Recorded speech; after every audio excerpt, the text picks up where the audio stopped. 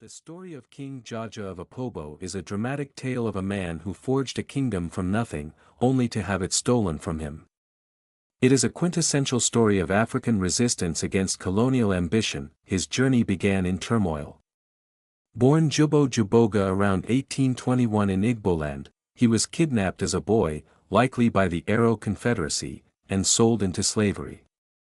He was taken to the powerful coastal trading state of Bani, a place where the lines between servitude and opportunity were strangely blurred. Jaja was not a man to be kept down. Intelligent and fiercely ambitious, he didn't just serve his master, he learned the intricate politics and economics of the palm oil trade. This was the era when palm oil was red gold, fueling European industry and making powerful merchants into kings. When his master died, Jaja, through sheer force of will and shrewdness, took charge of the powerful Anna Pepple house. His rise, however, bred conflict. A bitter trade war erupted with a rival house led by Oko Jumbo.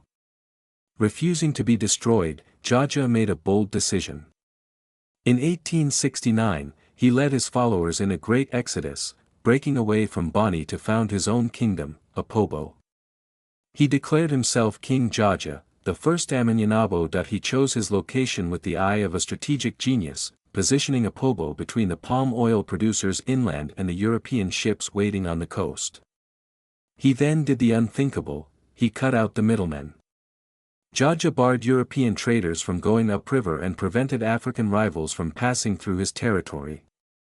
He created a monopoly, selling palm oil directly to British merchants in Liverpool, and amassed immense wealth and power. For nearly 2 decades, King Jaja ruled Opobo as a sovereign and independent monarch.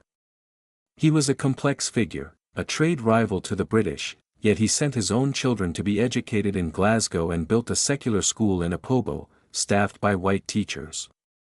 He welcomed trade but barred Christian missionaries, fiercely protecting his culture and autonomy, but the world was changing. At the 1884 Berlin Conference, European powers carved up Africa on a map, and Opobo was casually designated as British territory. The British Crown could no longer tolerate an independent African king who dictated trade terms. The vice-consul, Henry Hamilton Johnston, saw Jaja as an obstacle. In 1887, Johnston resorted to treachery. He invited Jaja for peaceful negotiations aboard a British gunboat. Trusting the promise of safe passage, the king arrived. It was a trap.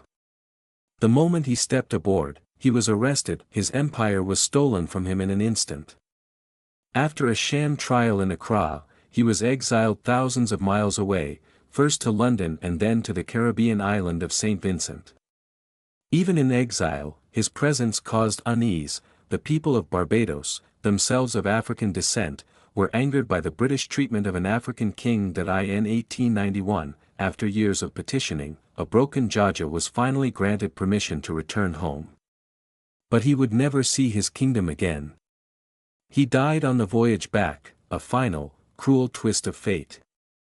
With his exile and death, the kingdom of Opobo rapidly declined, absorbed into the British Empire, yet, his legacy endures. King Jaja's story remains a powerful symbol of resilience, brilliant enterprise, and the tragic cost of colonial conquest.